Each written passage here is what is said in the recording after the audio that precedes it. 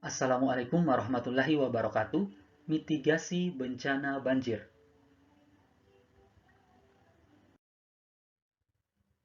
Pengertian mitigasi. Mitigasi bencana adalah serangkaian upaya untuk mengurangi risiko bencana, baik melalui pembangunan fisik maupun penyadaran dan peningkatan kemampuan menghadapi ancaman bencana. Menurut Pasal 1 Ayat 6 PP Nomor 21 Tahun 2008 tentang penyelenggaraan penanggulangan bencana. Pengertian banjir. Banjir merupakan peristiwa ketika air menggenangi suatu wilayah yang biasanya tidak tergenangi air dalam jangka waktu tertentu. Banjir biasanya terjadi karena curah hujan turun terus-menerus dan mengakibatkan meluapnya air sungai, danau, laut, drainase karena jumlah air yang melebihi daya tampung media penopang air dari curah hujan tadi. Selain disebabkan faktor alami yaitu curah hujan yang tinggi, banjir juga terjadi karena ulah manusia. Contoh, berkurangnya kawasan resapan air karena alih fungsi lahan, penggundulan hutan yang meningkatkan erosi dan mendangkalkan sungai, serta perilaku tidak bertanggung jawab seperti membuang sampah di sungai dan mendirikan hunian di bantaran sungai. Di kota-kota besar seperti Jakarta, Semarang, Surabaya, dan Bandung, peristiwa banjir seakan sudah menjadi agenda tahunan yang datang ketika musim hujan tiba. Sedangkan banjir di daerah pedesaan umumnya disebabkan oleh gundulnya hutan, sehingga debit air sungai meluap atau bisa disebut banjir bandang.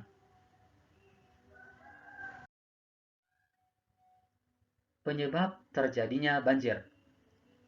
Yang pertama, topografi wilayah. Kondisi topografi adalah bentuk permukaan suatu wilayah. Wilayah dengan topografi rendah atau dataran rendah lebih berisiko mengalami banjir dibandingkan daerah dataran tinggi. Hal ini sesuai dengan prinsip air, yakni akan selalu mengalir ke tempat yang lebih rendah. Yang kedua, intensitas curah hujan. Curah hujan yang tinggi dalam jangka waktu yang panjang akan meningkatkan risiko banjir. Volume air di daratan akan meningkat karena tanah memiliki tingkat kejenuhan air dalam kadar tertentu. Air hujan yang jatuh ke daratan akan memenuhi saluran-saluran air, seperti sungai. Jika volume air terlalu banyak, maka sungai akan meluap dan menimbulkan bencana banjir. Yang ketiga, daerah resapan air.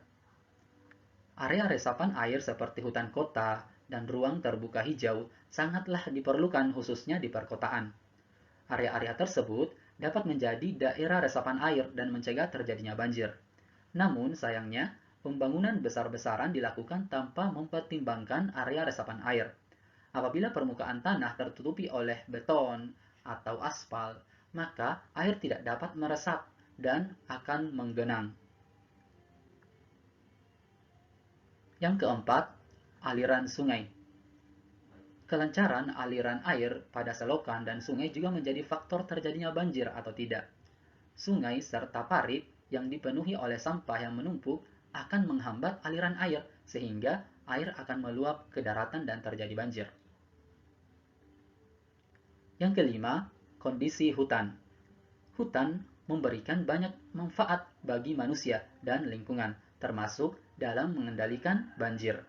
Pohon-pohon yang tumbuh di hutan berperan untuk menahan dan menyerap air.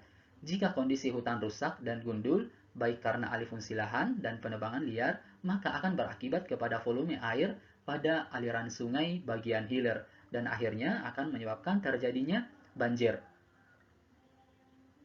Dan yang terakhir adalah sistem tata kelola. Pengelolaan daerah aliran sungai dan tata kota yang keliru dapat menyebabkan bencana banjir.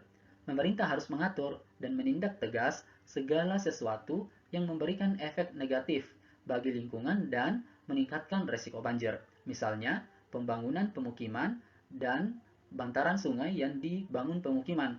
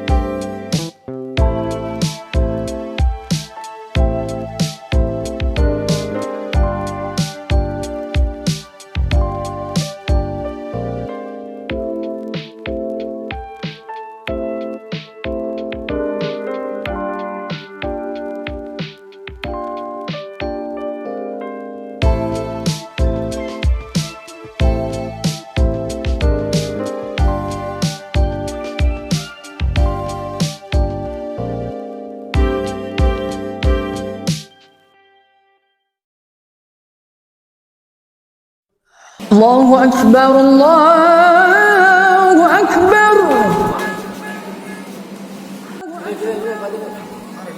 Lis, pak ada Lis. Go. Siapa aja jom. Lis. Go. Siapa aja. Jom. Dia ada Lis. Oh, yelah yang benar. Oh, lah jom muncul. Jadi dia lagi. Makan goreng kan. Makan naruh tengah siapa aja sama atas.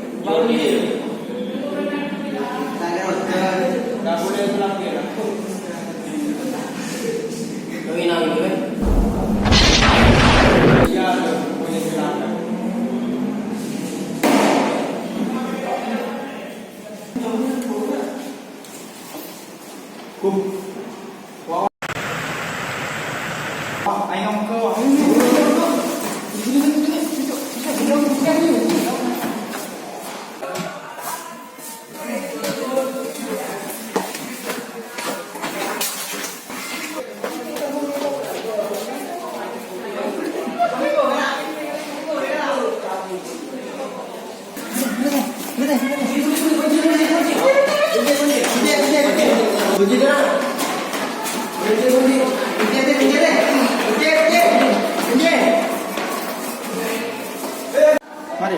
Yuk. Tulis lah. Main 70. Iya, lihat. Atas bantuan. Wah, ini dia aja. Yuk.